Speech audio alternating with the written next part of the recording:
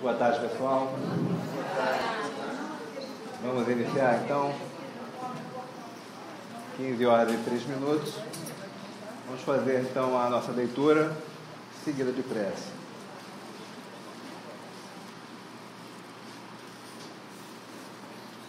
Do livro Pão Nosso, pelo Espírito de Emmanuel, fotografia de Chico Xavier. Capítulo é o 72. Contempla mais longe. Em Lucas, capítulo 6, versículo 38, tem a seguinte passagem de Jesus: porque a mesma medida com que medirdes, também vos medirão. Então, Emmanuel faz os comentários a respeito desse trecho de Jesus.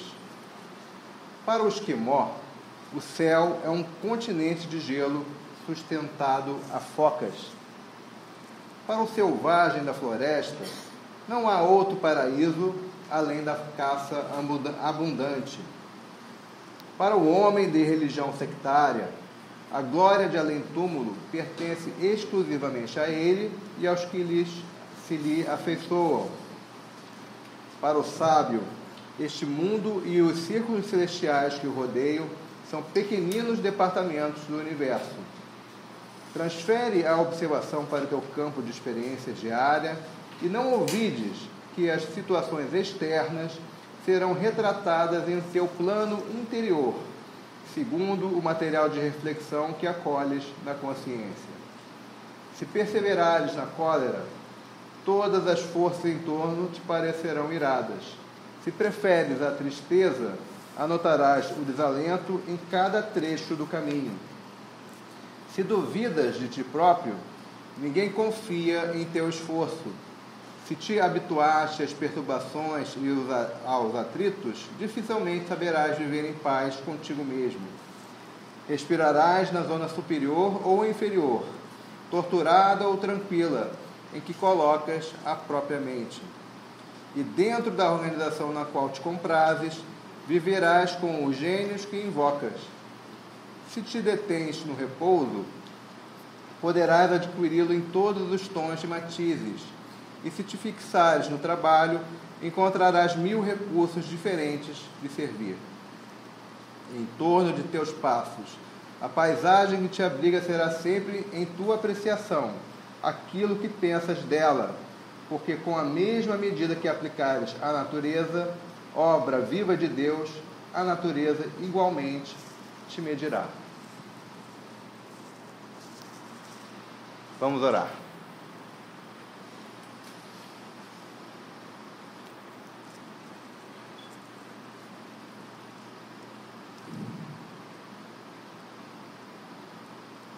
Deus, Pai de infinita bondade, Jesus, mestre e amigo maior, queridos benfeitores desta casa de Leôncio de Albuquerque, queridos amigos do plano espiritual, aqui estamos mais uma vez, Senhor, em contato com o conhecimento acerca do magnetismo humano. Queremos agradecer a mais esta oportunidade de ter essa estrutura que esta casa oferece para que juntos compartilhemos o conhecimento e que de alguma forma, Senhor, possamos utilizá-lo para o bem, em favor do próximo. Muito obrigado, Senhor, mais uma vez. E em teu nome, em nome de Deus, nosso Pai, damos por iniciada a mais esse estudo da tarde de hoje. Que assim seja. Bom, esse domingo é o último domingo da série de 5 domingos, né? Foram 5 domingos seguidos. A partir de agora, virão convidados falar com vocês. Vocês estão livres de mim. Olha que beleza. Olha que beleza. Então, no próximo domingo não teremos, né? O próximo encontro será no dia 30 de setembro. O assunto vai ser perispírito. Não atrasem, cheguem cedo, porque uma tarde é muito pouco para falar sobre perispírito. Muito pouco. É um assunto muito extenso que, efetivamente, a gente poderia fazer um curso só sobre perispírito, né? Para vocês terem uma ideia. A anatomia perispiritual é algo ainda muito desconhecido de todos nós. E quem vai trazer vai ser uma convidada, né, que é a Marcela Colotti, lá do Grupo Espírita Regeneração, no Rio. A Marcela, ela tá agora, veio há pouco tempo para o Rio. Na verdade, ela trabalhava com a Adilson Mota em Aracaju. Tem uma experiência de 15 anos no magnetismo, é extremamente experiente nessa ciência.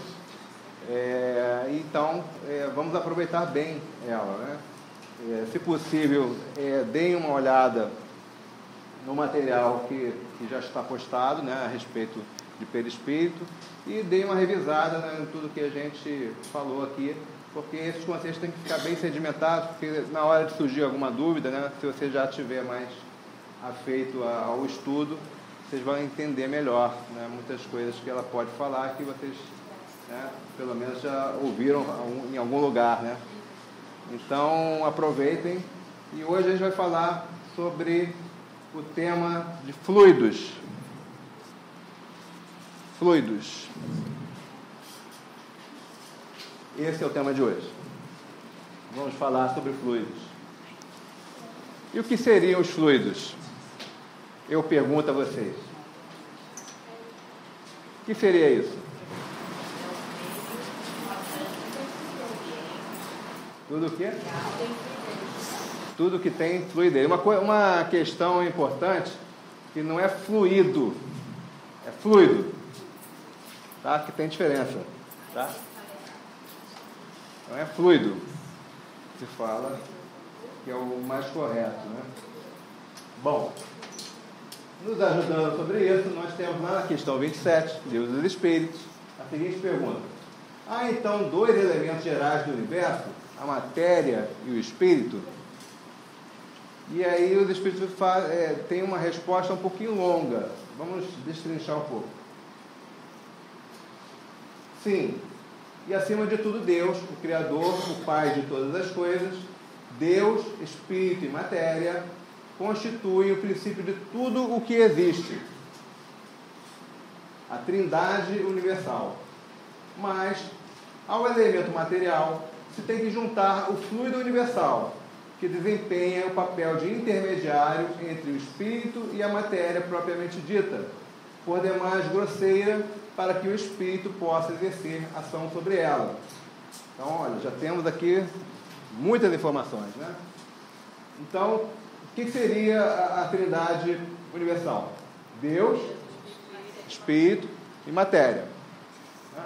E aí, logo em seguida, ele fala, ao elemento material você tem que juntar o fluido universal. Quem é que trouxe esse conceito de fluido universal?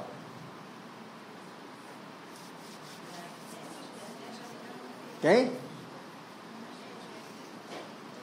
Pode falar, gente. Hein?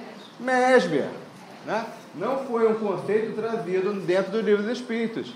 Esse conceito de fluido universal, lá no final do século XVIII, Mesmer traz naquela tese de doutorado dele. Então ele traz a informação de que, segundo ele, haveria um fluido universal que é a base de quê? De toda e qualquer matéria. Estão lembrados disso? Lá na introdução que a gente falou sobre isso. Legal. Vamos continuar. Embora, de certo ponto de vista, seja lícito classificá-lo como um elemento material, ele se distingue. Ele é o fluido. Deste por propriedades especiais. Se o fluido universal fosse positivamente matéria, razão não haveria para que também o espírito não o fosse. E aí fica a pergunta, o fluido universal, afinal, é matéria, é material ou espiritual?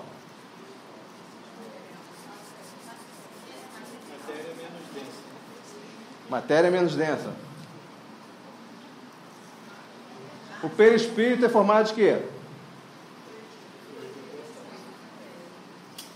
Ele retira do fluido do planeta, né, que envolve aquele planeta, não é isso? Então, o fluido então é espiritual ou material? O quê? Material? Eu vi espiritual aí, alguém falou espiritual. É um tipo de matéria menos densa.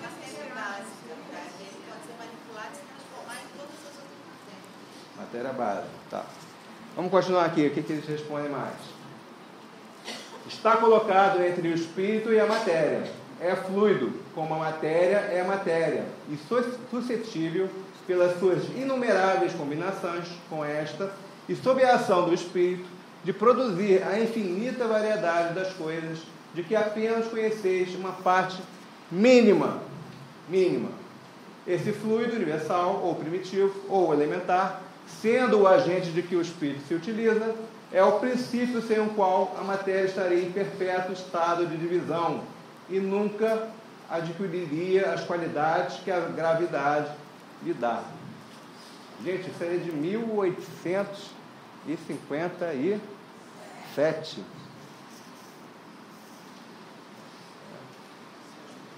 E a ciência está buscando isso daí, encontrar o que é isso daqui, né?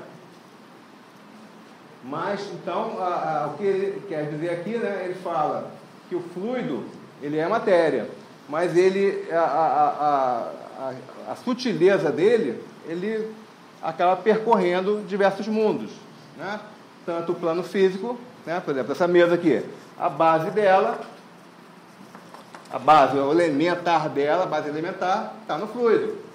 Mas também, no mundo espiritual, na dimensão espiritual, nós também temos o fluido. Não temos?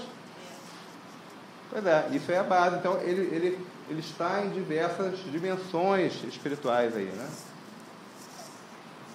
Vamos continuar. Lá em Leon Denis, no capítulo 15, no Invisível, ele diz assim: a matéria tornada invisível, imponderável, se encontra sob formas cada vez mais sutis que denominamos fluidos. À medida que se rarefaz, adquire novas propriedades e uma capacidade de irradiação sempre crescente. Torna-se uma das formas de energia. Beleza. Energia é espiritual ou material? Material? Mas o espírito não é uma energia? O espírito é uma energia? É um tipo de energia, não?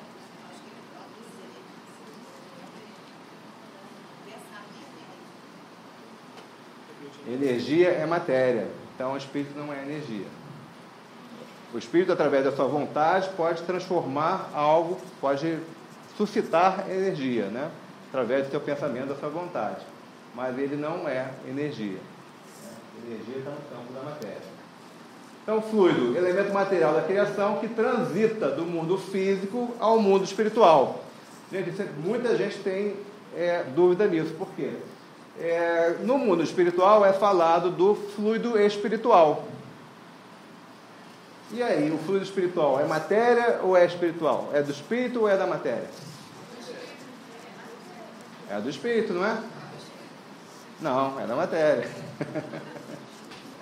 É isso que tem que entender, né? O fluido em si, ele é um elemento material, mas que ele transita em diversos mundos, do mundo material, mundo físico, ao mundo espiritual.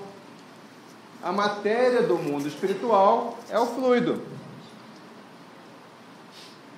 Então, por exemplo, o espírito lá no mundo espiritual cria, né, vamos lá em nosso lar, né, ele cria aquelas casas, né, cria aquele... É o quê? Através da força do quê? Pensamento. Que modela o quê? Qual é aí o cimento? É o quê? É o fluido. Então é um elemento material que é através dele, né, que é suscitada as criações fluídicas que os espíritos podem trabalhar. Né? Então, fluido significa do mundo material, matéria. Sempre. Ok? Matéria é o quê? Matéria é energia, não é? Não existe matéria. Matéria é energia, matéria. É matéria que se junta,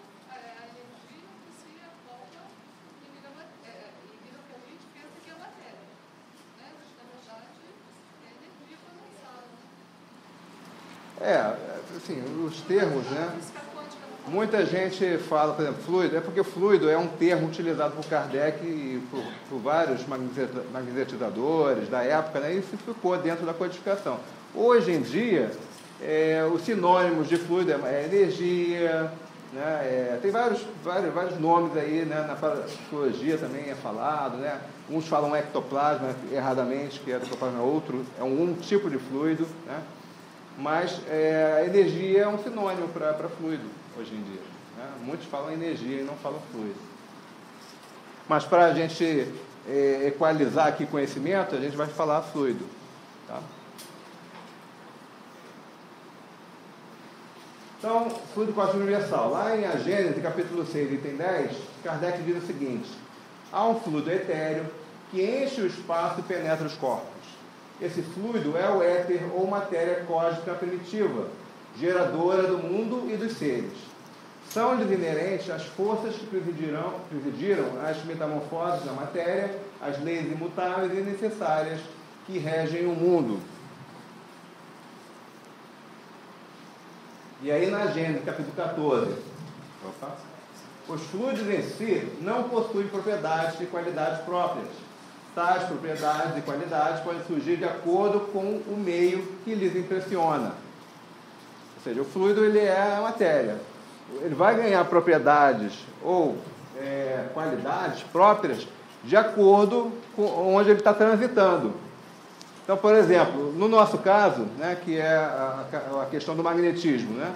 O que a gente vai fazer através da nossa vontade? O que a gente vai impressionar o fluido? Para que a gente vai fazer isso? O que a gente vai dar a ele? Qual a propriedade que a gente vai dar a ele? Qual é a qualidade que ele vai dar? Uma qualidade que? Terapêutica, né? A gente vai transformar o nosso fluido, que no caso é o fluido vital, vai doar para o paciente, vai dar qualidades terapêuticas ali para que ele possa, né, ficar melhor, né? Então, essa propriedade, essa qualidade vai ser de acordo com o pensamento de quem está impressionando aquele fluido. Né? Ok? Aí ele continua, né? Então, ele está dando aqui um exemplo, né? Qual o exemplo, né, de dentro desse fluido universal, quais seriam os exemplos que a gente tem, né, decorrentes desse fluido universal. Então, o fluido vital é um. Né?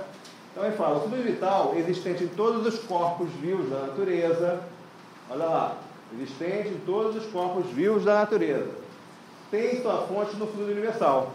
Então, o que é isso? Né? Dentro do fluido universal existe um tipo de fluido específico, que é o fluido vital, né? Que é existente em todos os corpos vivos da natureza. É o que chamamos fluido magnético ou fluido elétrico animalizado. É o intermediário, o laço entre o espírito e a matéria. Então, todo ser vivo, de alguma forma, tem esse fluido vital, e é o que permite a ele a vida orgânica na matéria.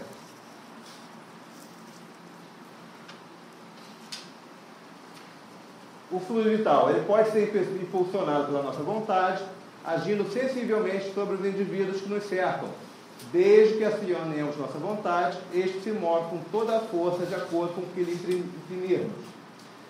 Penetrabilidade. O fluido penetra todos os corpos animados e inanimados. Está aí porque a gente não precisa destampar, né? Vai magnetizar? Não precisa estar destampada, né? Porque o fluido é capaz de passar pela tampa. Né? O fluido entra pela tampa sem problema nenhum, por conta dessa propriedade aí, da penetrabilidade. Odor. O fluido pode possuir um odor que varia segundo o estado de saúde física do indivíduo, dos seus dotes morais e espirituais e do seu grau de evolução e pureza. Então, de acordo com a evolução do espírito, né, esse fluido ele pode, né, ganhar um odor específico. Okay?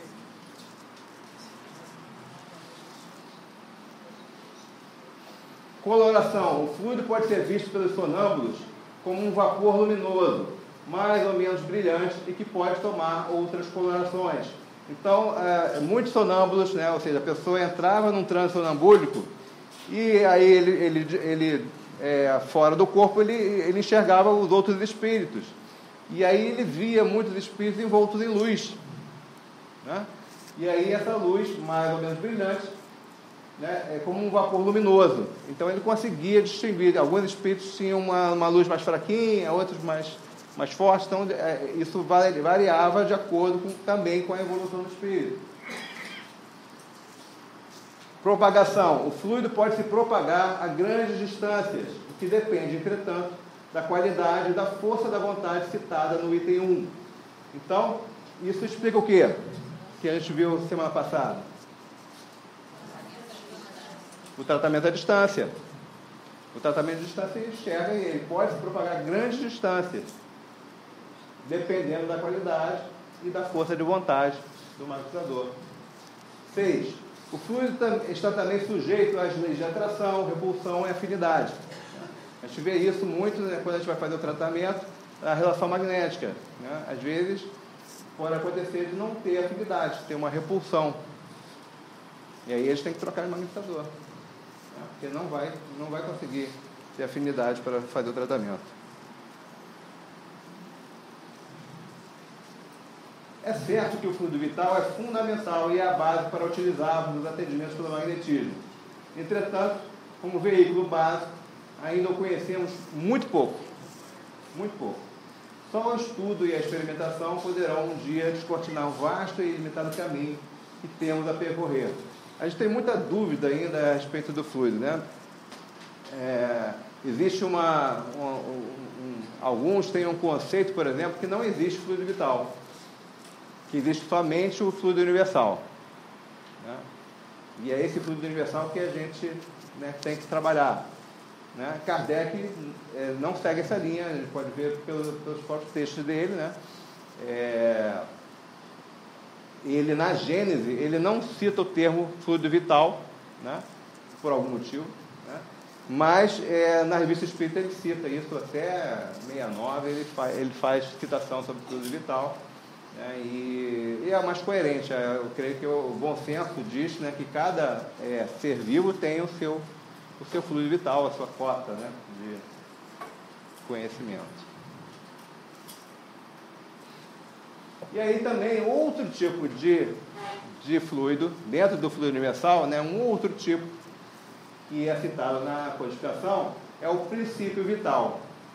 Aí vamos seguir lá no Livro dos Espíritos algumas perguntinhas. Questão 61. Há diferença entre a matéria dos corpos orgânicos e a dos inorgânicos? A matéria é sempre a mesma, porém, nos corpos orgânicos está animalizada. E aí, na 62, ele pergunta: qual a causa da animalização da matéria? Então, foi decorrente da 61, né? Decorrente da 61, ele pergunta: qual a causa da animalização da matéria? Sua união com o princípio vital. Então, surgiu esse conceito de princípio vital dentro da codificação. E aí, na 63, Kardec ainda questiona: o princípio vital reside em algum agente particular ou é simplesmente uma propriedade da matéria organizada? Numa palavra, é efeito ou causa? Uma e outra coisa. A vida é um efeito devido à ação de um agente sobre a matéria. Esse agente, sem a matéria, não é vida. Do mesmo modo que a matéria não pode viver sem esse agente. Ele dá a vida a todos os seres que o absorvem e assimilam. Então, já temos aí mais um conceito aí de princípio vital, ou seja, sem ele não é possível o quê? A vida orgânica. Não é possível a vida orgânica.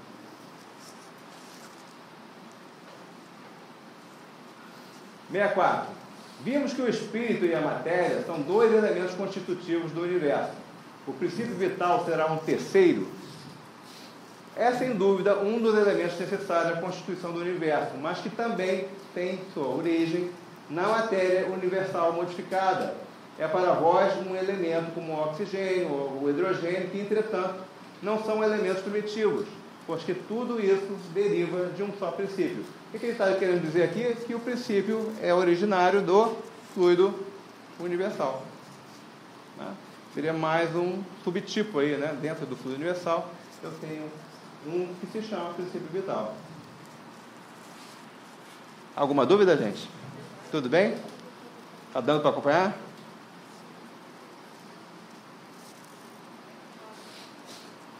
Bom, aí eu tenho uma questão, né? Uma coisa importante, né, para a gente frisar, né? Os fluidos como base para as criações fluídicas. Né? O que é isso? Né? A gente, muitas das vezes, a gente vê, né, nas obras, né, os espíritos criando, né, situações ou criando os objetos, né, utilizando os fluidos como base para essas criações fluídicas. E nós, será que nós somos capazes de também fazer essas criações fluídicas? Será? O pensamento da gente Ideoplastia? Através da ideoplastia? A ideoplastia é uma forma de você criar, né, algo, né? Mas a ideoplastia, na verdade, é a criação fluídica, só que na visão de André Luiz. Aqui Kardec fala criação fluídica, ele não falou ideoplastia. André Luiz fala do assunto e dá o nome de ideoplastia. Né? Mas a ideoplastia, ele é um subconjunto da criação fluídica. Né? Então, lá na Revista Espírita, de setembro de 65, Kardec faz o seguinte comentário: a vontade é ainda onipotente para dar aos fluidos as qualidades especiais apropriadas à natureza do mal. Este ponto, que é capital, se prende a um princípio ainda pouco conhecido, mas que está em estudo, o das criações fluídicas e das modificações que o pensamento pode fazer à matéria suportar. O pensamento, que provoca uma emissão fluídica, pode operar certas transformações moleculares e atômicas, como se vê isto se produzir sob a influência da eletricidade, da luz ou do calor. Então, o que Kardec está querendo dizer com isso? Né? No mundo incorpóreo, né, a gente vê que o fluido é o elemento, né, onde você vai fazer as suas criações, né? Tudo pode ser criado através. Né? Por isso que no mundo espiritual, muitas das vezes, os espíritos, eles não precisam nem falar, né? Porque aquilo que o espírito está pensando, de certa forma, fica plasmado, né, em volta, né? E aí você consegue entender o que está acontecendo, né, ali naquele momento. Né? E não precisa nem verbalizar. Né? Uma coisa que ele está pensando, é até engraçado, né? André Luiz, às vezes, tinham alguns pensamentos, e aí o orientador, por que você está pensando isso? Né? Ele já, não, mas eu não falei nada, não, mas está aqui, ó, tá tudo à mostra aqui, né? Não há como, né, demonstrar isso, né? E isso acontece com a gente também, né? A gente também, muitas vezes, a gente fica na monoideia ou em algo, né, cristalizado, e isso, de certa forma, impressiona os fluidos em nossas voltas.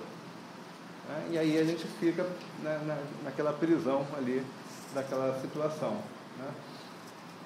Então, o que Kardec quis dizer com esse conhecimento, criação fluídica, é que nós podemos utilizar esse conhecimento também em prol, né, do próximo, né? Também em prol do próximo. Dentro do magnetismo, por exemplo, é comum, alguns magnetizadores utilizam as criações fluídicas, por exemplo, para criar drenos fluídicos, né? Tratamento de câncer, né? A gente tem um conceito de encapsulamento, né, para encapsular o tumor, para dificultar ou retardar a metástase, o processo de metástase, que é algo, né, a forma de você impedir que o tumor se prolifere. Né? Então, esses elementos dentro do tratamento é um elemento importante para que a gente conheça, né? E a base disso está no fluido, né? Porque esse fluido, como o Kardec próprio disse, ele é moldável, né? E o nosso pensamento, a nossa vontade é capaz de fazer transformações nesse fluido e atuar, e a gente poder utilizar isso. Né? Tem um tratamento que foi feito lá em Natal, de uma senhora que foi acometida de Parkinson, né? Então, Parkinson é aquela doença que, né, você perde, começa a perder os movimentos, né? A fala, você começa a perder a fala fica, né, difícil, as pernas travam, né, você não consegue, às vezes você quer andar, mas não consegue, porque as pernas não respondem. E numa senhora que foi atendida lá, eles fizeram um tratamento e aí eles pesquisaram e viram um artigo de uma médica norte-americana que ela fez um experimento para Parkinson, voltado para doentes com Parkinson, de implantação de um eletrodo, pequeno eletrodo, né, no cérebro, né, numa região, acho que próxima à hipófise, né, e esse eletrodo, né, ele dava pequenas descargas elétricas ali no local, e o resultado disso que a pessoa que foi a cobaia, digamos assim, né, desse tratamento, ela, durante essa utilização desse eletrodo, ela não tremia, né, as mãos ficavam normais, e ela conseguia levar a vida normalmente. E aí, o que o nosso amigo magnesidador de lá fez? Foi o João. Né? O João, ele, pegando essa ideia, ele fez também o mesmo procedimento, mas fluidicamente. Utilizando o quê? Criações fluídicas. Então, ele, através da cóclea, ele introduziu fluido, fez uma introjeção fluídica, chegou lá na hipófise e criou um eletrodo lá. Uma introjeção. Introjeção através da cóclea. Cóclea é um canal auditivo que você tem aqui no ouvido. Né? Então, ele chegou, através do canal do ouvido, chegou no local e fez a implantação de um eletrodo lá. Resultado? Ela parou de tremer. Hoje não utiliza mais nenhum tipo de remédio para Parkinson. Né? Eu vi esse caso lá, eu tive em Natal no Encontro Mundial, lá 2 anos atrás, e conheci essa senhora lá. Ela está dentro do asilo que eles mantêm, sem nenhum comprometimento de Parkinson. Então, a gente pode utilizar esse conceito dentro do tratamento também. Né? Uma coisa que a gente vê muito, né, talvez um preconceito conosco mesmo, né? Porque se acha que essas criações fluídicas, só quem pode criar é o espírito que esteja ali encarnado. Nós não. Ou seja, a espiritualidade pode criar, nós não. Porque eles estão no mundo espiritual. Eles podem fazer tudo. Nós estamos no mundo material, não podemos. Como se a gente não tivesse pensamento, como se a gente não tivesse vontade. Né? A grande questão, né, é que talvez, né, o maior problema nosso é que a gente não acredita que seja espírito. O dia que a gente acreditar, a gente vai fazer miséria, né? Mas hoje a gente tem esse preconceito, a gente acha que só o mundo espiritual é capaz. Numa reunião mediúnica, eu lembro que numa comunicação lá, era um espírito muito católico, né? E ele falava, né, do catolicismo, né, e algumas situações que ele tinha dificuldade. E aí, em um determinado momento, eu pensei assim, bom, vamos recorrer aos escritos, né? Que é uma linguagem que ele conhece. E aí pensei, né, fiz uma criação fluídica de uma Bíblia. Aquelas Bíblias grandes, né? Daquele tempo antigo, né? Ele era mais antigo, né? Então eram aquelas Bíblias enormes, assim, né? Pensei na Bíblia e sem falar nada com o médium. E aí ele pega e fala assim, que Bíblia linda! Eu nunca vi uma Bíblia tão grande. A Bíblia era enorme, né? E aí pedi então que ele abrisse a Bíblia, ao acaso. E pensei num trecho de Salmos. O Senhor, meu pastor, e nada me faltarás. Ele abre e o médium fala, repete. E sem eu falar para o médium, ele fala. E ele, né, verbaliza aquilo ali.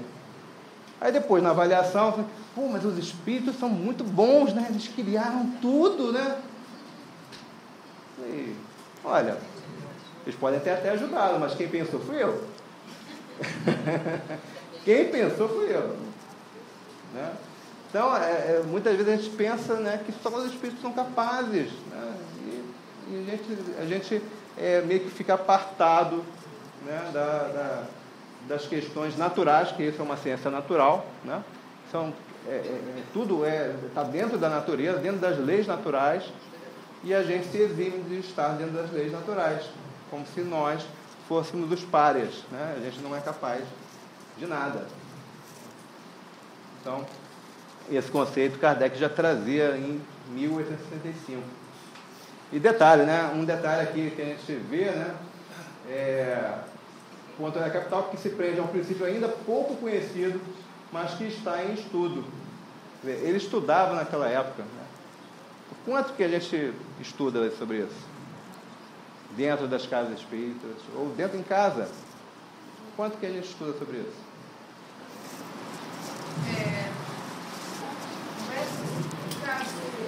Um exemplo, de repente, sobre criações políticas, as reuniões mediúnicas, quando existem as pessoas, né, que são preparadas para conversar com os espíritos, esclarecer os espíritos, né, os obsessores, principalmente, ou os sofredores, que eles não tinham as políticas para com eles. Aí, uma prova de que o internado tem como fazer essa criação política. Quando quem já trabalhou em luta ou teve experiência, e você, o esclarecedor, quando ele vai dialogar com o espírito, muitas vezes ele usa exemplos políticos para que o espírito, né, ele ou se acalme, ou, por exemplo, quando ele passa com muita dor, olha que esse remédio, como vai te fazer bem. Isso. Né? Cria aquele remédio e ele vê, o espírito, poxa, que legal, bebe todo remédio. Isso é muito comum. Né? A grande questão é que as pessoas pensam que isso é um suporte que a equipe espiritual está fazendo e está criando. Né? E isso é anímico, né? É algo que a gente pode fazer e quando utilizado para o bem é de enorme valia. Né?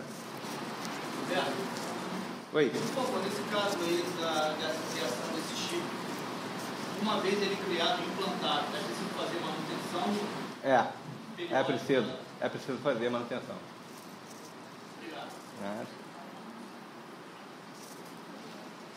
E aí na Gênesis capítulo 14, gente, não deixem de ler capítulo 14 da Gênesis, é fundamental para quem quiser, né, trabalhar com magnetismo, tem que ler de costas tateadas o capítulo 14, que é sobre fluidos. Né? Então o espírito, criando imagens fluídicas, o pensamento se reflete num envoltório perispirítico, como num espelho. Toma nele corpo e aí, de certo modo, se fotografa. Por analogia, o pensamento do espírito cria fluidicamente os objetos que pretende usar, assim como pode operar a mudança das propriedades da água por obra da vontade. Então, Kardec, nesse trecho, ele está dando um exemplo, né, do que o magnetizador faz, por exemplo, com a água. Então, nós não vimos que nós podemos, através da magnetização da água, mudar as propriedades da água? Podemos ou não podemos? Então, da mesma forma, a gente pode fazer no corpo humano. A gente pode mudar algumas propriedades também. Né? Muitas vezes a gente induz, né, faz uma indução para que o sistema imunológico consiga identificar e detectar o tumor maligno. A gente induz que os linfócitos T daquela pessoa, né, possam ser produzidos e amadurecidos em determinado órgão, para que esse sistema volte a identificar quem as células cancerígenas. Isso é uma criação fluídica. Então, isso a gente tem que saber usar a nosso favor, lógico. Né?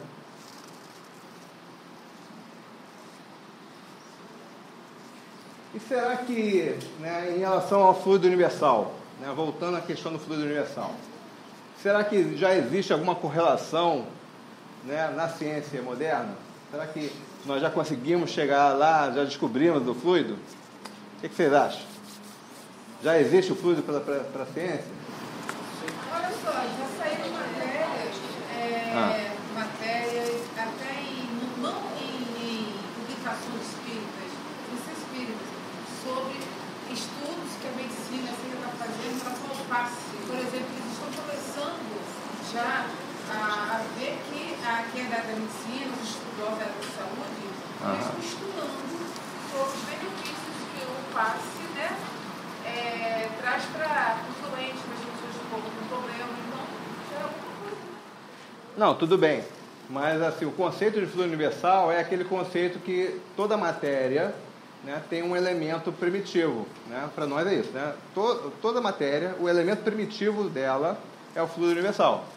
Né? Toda matéria ele advém do fluido universal. Não é isso? São modificações, né, que a base, se você for ver a base elementar, o elemento primitivo é o fluido universal. Tudo bem esse conceito? Desse fluido universal existem diversos tipos de matéria. O fluido vital é um tipo, o princípio vital é outro, e toda e qualquer matéria conhecida. Né? Agora, esse fluido universal, né, esse conceito, será que a ciência já traz isso? Já existe alguma pesquisa, algum estudo que chegue próximo a isso? Tem? Tem? Vamos ver. Então existe um conceito, né, que é o bóson de Higgs. Nome bonito, né? Bóson de Higgs. O que é isso? Né? É uma partícula subatômica que os físicos acreditam ser responsável por dar massa às demais. Os cientistas formulam teorias para entender melhor como as partículas subatômicas formam os átomos, a matéria e as forças que agem sobre ela. E aí uma das principais teorias é a conhecida como modelo padrão. Modelo padrão. Então, esse modelo padrão é justamente isso, né? Será que toda matéria tem um modelo padrão? No final, se eu for decompondo todo qualquer tipo de matéria, eu vou chegar num modelo padrão? Essa é uma das teorias que a ciência busca entender. Né? E aí, o bóson, né, a descoberta do bóson foi feita, né, e isso é um indicativo que existe esse modelo padrão. Não se chegou no modelo padrão, tá? Se chegou num indicativo em algo que, olha, se isso existe, é muito provável que exista também esse modelo padrão. E isso foi descoberto recente, né? Foi agora em 2012. Né? Foi um experimento que foi feito e atestou sua existência. Isso aí está sendo... essa pesquisa iniciou em 1964, para vocês terem uma ideia. Em 2012 foi possível, através de um experimento, descobrir que existe o bóson. Então, segundo os cientistas, representa a chave para explicar a origem da massa das outras partículas elementares. Vamos ver aqui um videozinho sobre ele, ver se a gente vai conseguir passar aqui.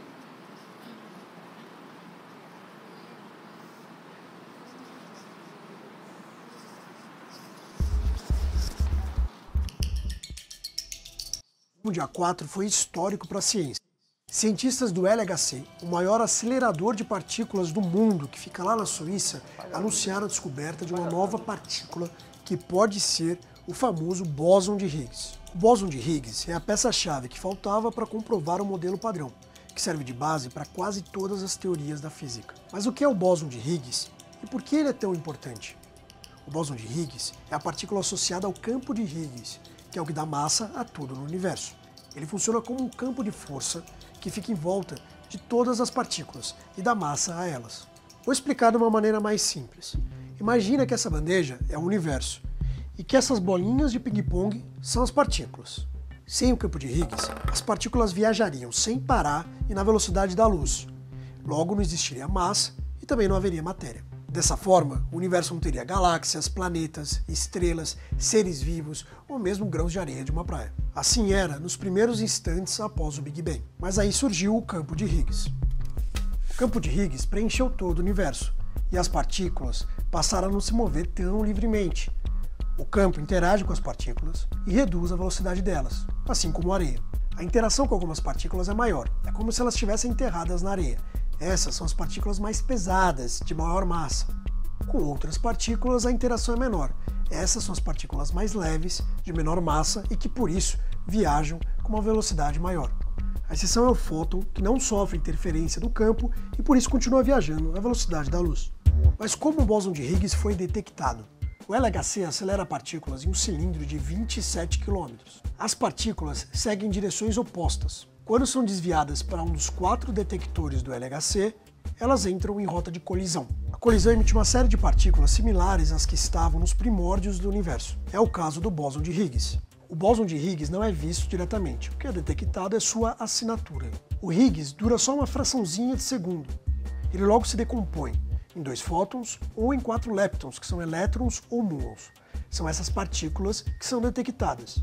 O que é visto também é a energia emitida pelo Higgs. As características achadas pelo LHC são iguais às esperadas para o bóson de Higgs, por isso que acreditam que finalmente o achamos. Se não for ele, é uma partícula totalmente nova, exótica e muito similar ao Higgs. A descoberta fecha um capítulo na história da física, mas também abre outro.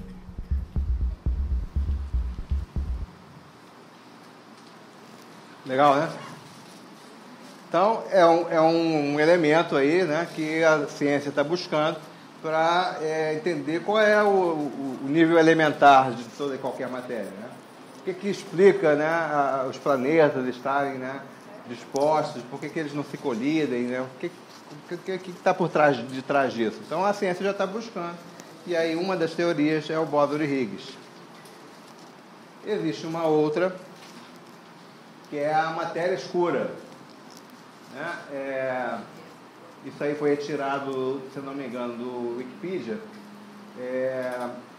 É uma espécie de substância chamada matéria escura, e sem ela, né, as galáxias se fragmentariam. Então ali tem uma foto, né, é uma simulação feita em computador, que representa a matéria escura como uma enorme rede de filamentos espalhada pelo espaço. Então é como se fosse uma teia, né, enorme, né, variada para todos os cantos, né, e por todo o espaço, né. E os especialistas calculam que os experimentos dos próximos 10 anos conseguirão finalmente isolar partículas da matéria escura e desvendar esse que é o maior mistério do universo. Então o homem está buscando, né, entender por que, né, qual é a formação desse universo, o que explica, né, essa base, né, os elementos materiais dispersos pelo universo. Tem um vídeo aqui também sobre isso, vamos ver se a gente consegue passar aqui.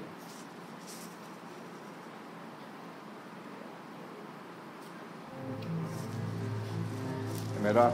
Legal. O capítulo 2 do Livro dos Espíritos. O vazio absoluto existe em alguma parte do espaço universal? Não.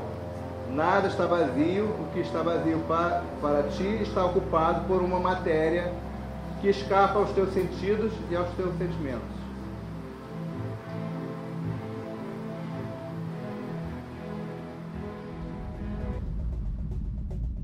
Por milhares de anos, olhamos para os céus noturnos e acreditamos que a matéria iluminada fosse tudo o que compunha o universo. Os cientistas agora sabem que não é o que brilha na luz, e sim o que se esconde no escuro que guarda os verdadeiros segredos de nosso firmamento. Há uma matéria escura misteriosa que une as estrelas e galáxias, e partículas estranhas como WIMPs, áxions e machos podem ser as responsáveis. E há uma energia escura e repulsiva que cria espaço no universo, mas afasta mais as galáxias na direção de um destino desolador. Combinadas, matéria e energia escuras compõem 96%. Questão 1 e 27 do Livro dos Espíritos. Para que o espírito possa exercer ação sobre a matéria, tem que se juntar ao fluido universal, pois é ele que desempenha um papel de intermediário entre o espírito e a matéria grosseira.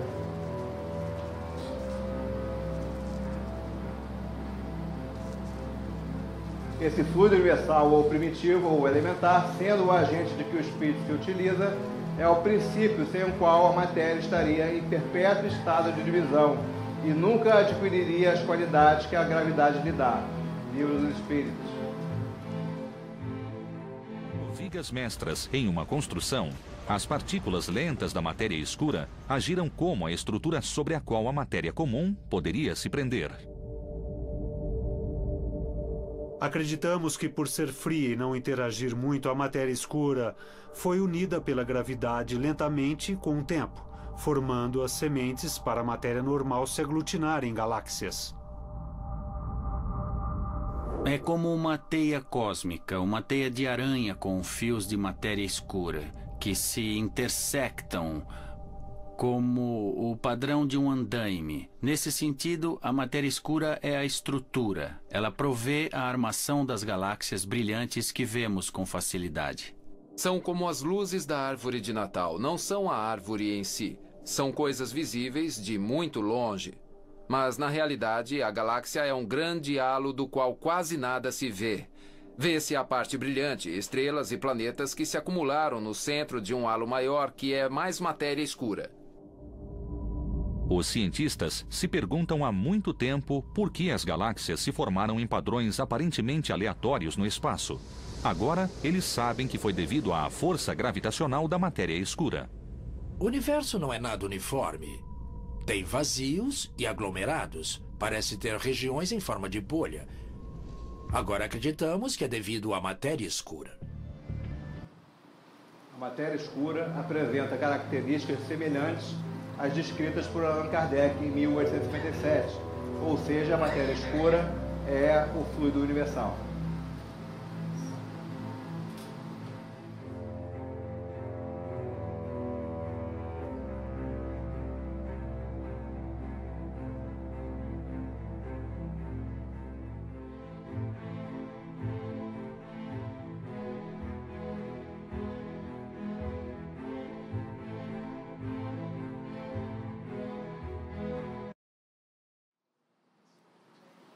Ok. No caso da matéria escura, né, a gente vê uma teoria de que é como se fosse uma armação, né, geral para toda a matéria. Né? Então também existe essa linha de pensamento. Eu não sei se é efetivamente aquela afirmação de que seria o fluido universal, eu não faria, né? Eu acho que ainda a gente precisa caminhar um pouco mais. Então, é uma teoria também que é muito aceita, né, no meio dos cientistas, né, essa questão da matéria escura como um elemento que... mas vocês veem que, no caso, eles estão muito preocupados com o universo em si. Né? E o fluido universal é mais do que isso. Né? É elementar para qualquer matéria. Né? Isso que é necessário que os cientistas percebam e ainda não perceberam. Né? Tem uma outra teoria que se chama teoria das cordas. Olha só que interessante. Né? Então, de acordo com essa teoria, os quarks, né, são elementos, né, dos átomos. Né? Teve uma época que a gente entendia, né, o átomo como sendo algo indivisível, né? E a gente já sabe que isso não é verdade, né? Dá para dividir mais ainda. Então, os quarks são formados por pequenos filamentos de energia semelhantes a pequenas cordas vibrantes. Daí surgiu o nome dessa teoria. Essas cordas estariam vibrando em diferentes padrões, com frequências distintas, produzindo as diferentes partículas que compõem o nosso mundo. Isso aqui é bem interessante. Vou mostrar aqui para você o vídeo dele, para a gente visualizar.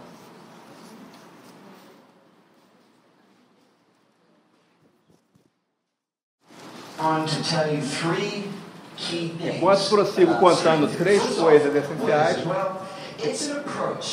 to realize Einstein's dream of a unified theory of physics, a single overarching framework that would be able to describe all the forces at work in the universe.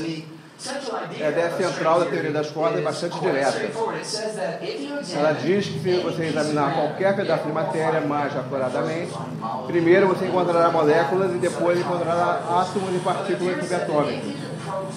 Mas a teoria diz que se você for a tecnologia existente, você encontraria algo mais dentro dessas partículas. And just like the strings in a violin, they can vibrate in different patterns, producing different musical notes. These little fundamental strings, when they vibrate in different patterns, they produce different kinds of particles. So electrons, quarks, neutrinos, photons, all other particles would be united into a single framework, as they would all arise from vibrating strings. It's a compelling picture, a kind of cosmic symphony, where all the richness that we see in the world around us emerges from the music that these little tiny strings can play. But there's a cost to this elegant unification, because years of research have shown that the math of string theory doesn't quite work. It has internal inconsistencies unless we allow for something wholly unfamiliar: extra dimensions of space. That is, we all know about the usual 3 dimensions of space, and you can think about those as height, width, and depth. But string theory says that on fantastically small scales, there are additional dimensions crumpled to a tiny size, so small that we have not detected them. But even though the dimensions are hidden, they would have an impact on things that we can observe, because the shape of the extra dimensions constrains how the strings can vibrate. And in string theory, vibration determines everything. So particle masses, the strengths of forces, and most importantly, the amount of dark energy would be determined by the shape of the extra dimensions. So if we knew the shape of the extra dimensions, we should be able to calculate these features, calculate the amount of dark energy. The challenge is, we don't know the shape of the extra dimensions. All we have is a list of candidate shapes allowed by the math. Now, when these ideas were first developed, there were only about 5 different candidate shapes, so you could imagine analyzing them one by one to determine if any yield the physical features we observe. But over time, the list grew as researchers found other candidate shapes. From 5, the number grew into the hundreds and then the thousands. A large but still manageable collection to analyze, since, after all, graduate students need something to do. But then the list continued to grow into the millions and the billions, until today, the list of candidate shapes has soared to about 10 to the 500. So, what to do? Well, some researchers lost heart, concluding that with so many candidate shapes for the extra dimensions, each giving rise to different physical features, string theory would never make definitive testable predictions. But others turn this issue on its head, taking us to the possibility of a multiverse. Here's the idea. Maybe each of these shapes is on an equal footing with every other. Each is as real as every other, in the sense that there are many universes, each with a different shape for the extra. Bom, eu tentei acompanhar ali a legenda, mas não consegui, porque é muito rápido, né? Mas, na prática, o que ele quis dizer ali, né? Que nessa teoria de cordas, né, cada corda vibraria, né, tem o seu conjunto de elétrons, nêutrons, né? Teria um conjunto material ali. E aí cada corda vibrando, né, a corda, imagine um violão, né? Cada corda vibra numa frequência, não é? Então, cada frequência dessa significaria uma dimensão. Isso explicaria, inclusive, né, vocês no mesmo local, você ter dimensões diferentes. Isso explicaria, por exemplo, a dimensão espiritual aqui, né? Muitos que veem uma casa espírita veem uma outra dimensão, né? Veem algo mais amplo, né? Materialmente falando, mas é uma outra dimensão. É como se estivesse vibrando numa corda diferente do que é essa que nós estamos agora. Isso explicaria a questão da dimensão espiritual. Isso explicaria a questão, né, por que a gente consegue enxergar, né, aqui todo mundo e não consegue enxergar os espíritos que estão aqui desencarnados, porque eles estão em uma outra corda, estão vibrando num outro patamar, né? E isso é um conceito que é bem interessante mesmo, né? E pode ser o caminho, pode ser por aí.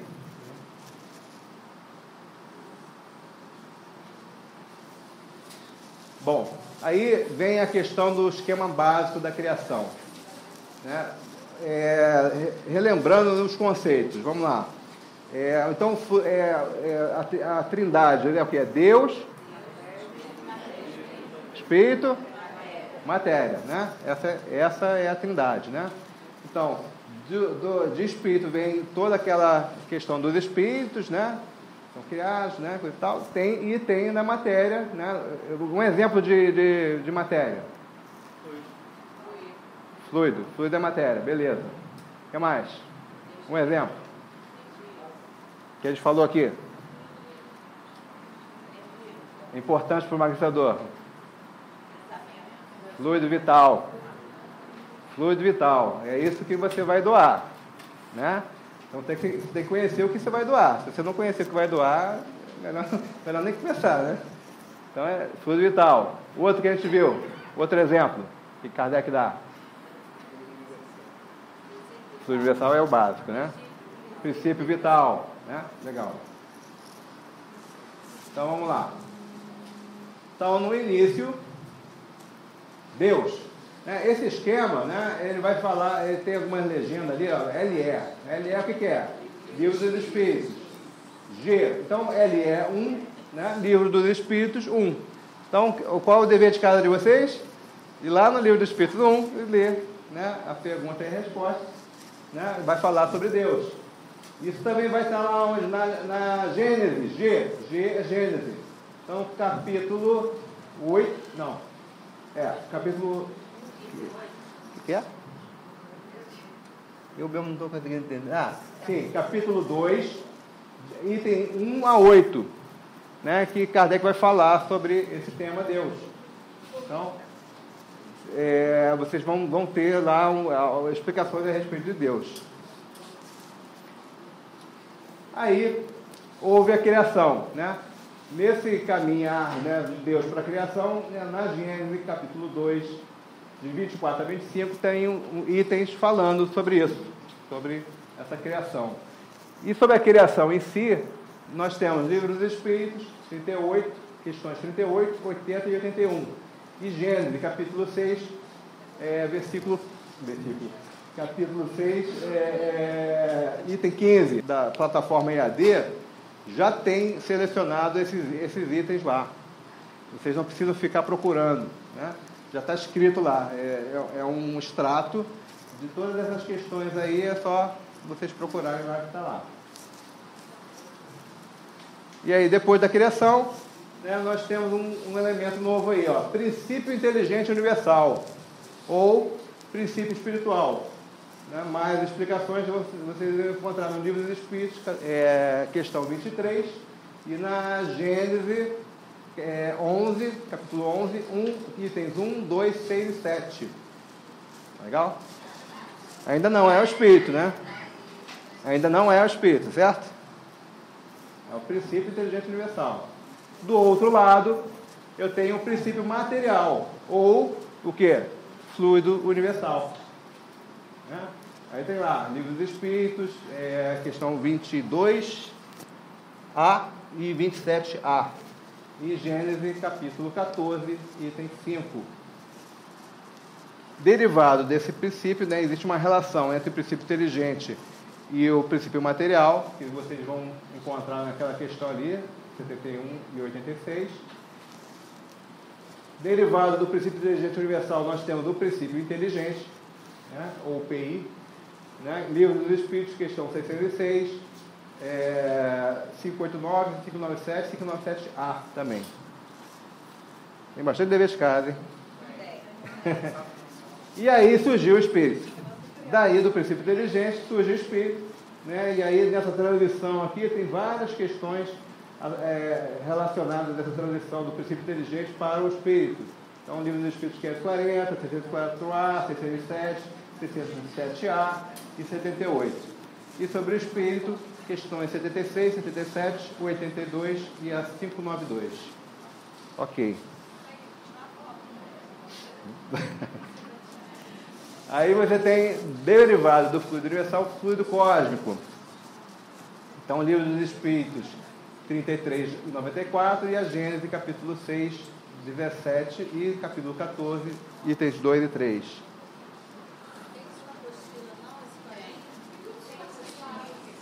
Eu creio que tem na apostila e também tem na plataforma EAD, gente. Você tem que se acostumar a pesquisar lá na plataforma. Está tudo lá, tá? Está tudo lá. Não, está tudo lá, sim. E aí você derivado do fluido cósmico, vamos lá? Acompanha aí, que senão vai se perder. Dentro do fluido cósmico, você tem a matéria e energia passivas, né? Então, isso aí vocês encontram no Livro dos Espíritos, questão 29 a 33, tá? Matéria e energia passiva é o que, gente? Sem vida, né? Ok? Sem vida. E tem aí o fluido vital. Olha aí o nosso fluido vital, né?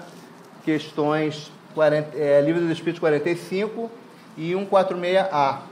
Na Gênesis, capítulo 6, 18, e no capítulo 10, item 17.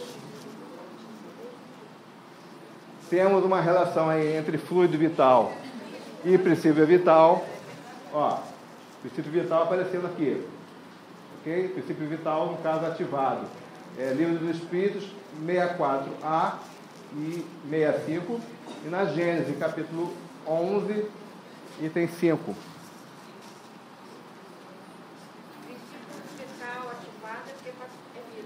É aquele que pode dar a vida. Vamos chegar lá. Ainda não é a vida ainda. Não chegamos na vida orgânica ainda. Vamos chegar lá. O nosso propósito aqui é chegar na vida orgânica. Então, o princípio vital, ele se liga com o princípio de inteligência universal ou com o espírito. Ou um ou outro. Ok? Tudo bem aqui? Né? E aí, nessa relação aqui, tem várias questões, né? Com o princípio de inteligência universal, tem o Livro dos Espíritos 86, 25, 71, e tem com o Espírito questões 86, 25, 71, 135A, 136A, 196A e Gênesis, capítulo 11, item 13.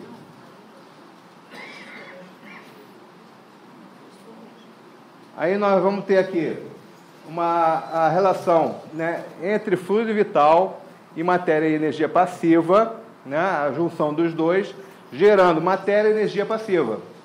Né? Aqui eu tenho a matéria e energia passiva, tenho o fluido vital e tenho o princípio vital inativos ainda. Eu estou com todos esses elementos, aqui, ó, princípio vital, fluido vital, matéria e energia passiva, mas ainda inativo, da forma inativa, ou seja, não tem o quê? Vida orgânica, não tem vida orgânica. Tá? Livro dos Espíritos, 67A, 44 e 46. E na Gênesis, capítulo 10, item 18. E daí, né, eu tenho, junto com o princípio vital ativado, aí eu estou ativado, né? Eu tenho matéria e energias passivas, mais fluido vital, mais princípio vital ativado. Aí sim eu chego à vida. Vou dar um exemplo que daqui a pouco para a gente entender esse esquema todo aqui, né? Mas entre o princípio vital e a matéria e energia passiva, fluido vital e princípio vital ativado, nós temos a questão 67 do Livro dos Espíritos, né? E em relação à vida, eu tenho Livro dos Espíritos 49, 61, 62, 63, 67 e 140. Ok?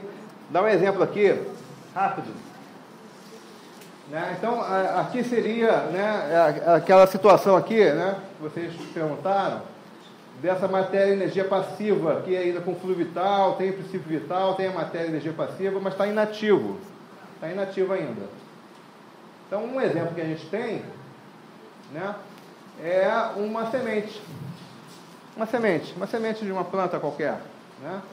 Ali eu tenho todos os elementos necessários para quê? Para germinar a vida, né? Mas já existe a vida ali? Na semente? Só vai ter quando? Quando germinar. É isso? Então eu tenho todos os elementos. Tenho o campo vital, eu tenho o fluido vital, tenho o princípio vital, vai estar desativado. Né? O princípio vital dele está desativado, eu não tenho vida ainda. Né? À medida que eu tenho lá o interruptor que algo, né, alguma coisa interage com aquilo ali, eu passo a ter vida. Né? Que é esse É um sistema sob a ação do espírito com E minúsculo ou o espírito com E maiúsculo. Porque essa vida, por exemplo, se for uma planta, né, é um espírito de E minúsculo, né, porque é um princípio ainda. Não é um espírito ainda, certo? Ainda é um princípio inteligente lá que está, né, se desenvolvendo também. Não é isso? A questão dos animais, não é isso? Deu para entender isso? Então, ele exemplificou isso como o espírito de E minúsculo. Ou um espírito, né? Ou seja, nós ainda já nos ligando à matéria, né? E incentivando e dando esse start no princípio vital. Né? Lembra lá que no livro do Espírito, os Espíritos falam que é necessário que exista um elemento que vá lá e dê atividade, né, para a matéria, né? Senão não há vida, não há como ter vida. E aí ele fala, então, da vida orgânica, né? Ou seja, o princípio vital está ativado, existe a ação do princípio inteligente, né? Que pode ser um espírito com E minúsculo ou um espírito com E maiúsculo, o campo vital ativo e princípios vitais ativados. Aí eu tenho a vida orgânica. Então, com poucos quadrinhos, explicamos o que seria o fenômeno da vida. Olha que beleza! Vocês vão ter que ler umas 50 perguntas e respostas. Olha que beleza! Já está tudo mastigado. Né? Cai na prova, tá? Cai na prova. Oi. O princípio inteligente, né? Quando ele entra na fase nominal, aí aquele espírito ali é maiúsculo, não é isso? Isso, né? Você tem lá no livro do Espírito ele fala, né, que você tem o princípio inteligente que também vai, né, evoluindo, vai progredindo, e aí chega um determinado momento que eles dizem que a gente não tem capacidade de entender, né, por conta da nossa pouco progresso que a gente tem, né, existe um clique que a gente passa a ser o espírito com E maiúsculo. Existe também quando Kardec, tanto no livro dos Espíritos quanto na Gênesis, há uma definição que não se pode dizer que o espírito não é matéria, ele é incorpóreo. Porque se ele não fosse matéria, ele não seria nada. Aí é uma questão também, né, que a gente estuda, né, compreensão. Ele na verdade, o espírito ele é incorpóreo, mas ele é algo definido, logo ele é matéria. Vamos... Claro, numa concepção que pode nosso entendimento. Vamos entender aqui, né? O espírito ele tem um perispírito, não tem? Tem ou não? Sim. Então, um perispírito é matéria. Mas ele diz a própria definição do espírito, mas não deve ser do perispírito, do espírito. É porque assim, se o espírito mesmo que ele esteja desencarnado, né? Se ele não movimentar a matéria, ele não é nada. Ele não consegue nada. Mas a questão que ele define é que é algo. Entendeu? É algo. Logo, se ele é algo, ele já vi essa passagem. Ele é incorpóreo, na verdade. É porque a gente pensa na questão material, né? Como, né, essa questão aqui, né, matéria, né? E no mundo espiritual existe matéria também. Entendeu? Então, os espíritos se apresentam, né, como elementos materiais também. Né? Mas o que ele quis dizer é isso, né? Que o espírito ele impressiona a matéria. Né? Tem uma matéria lá intrínseca à evolução dele. Né? O perispírito acompanha o espírito, né? Além da eternidade, ele só vai se depurando. Essa matéria, esse perispírito, ele vai evoluindo também. De acordo com a evolução dele, esse perispírito vai ficando cada vez mais rarefeito, mais sutilizado. Mas ainda é a matéria. Né? Perguntas? Olha, gente, esse aqui é a base para... Né, é a matéria-prima, né, para a gente utilizar. Né? É um elemento importante para a gente entender. Bom, vamos fazer o nosso intervalo. Na volta, eu gostaria que você... Aí eu vou pedir a atenção de vocês na volta, e aí depois a gente vai fazer alguns exercícios aqui. A apostila, gente, a apostila chegou. Quem pagou pode vir Slane, procurar Slane ali, tá bom?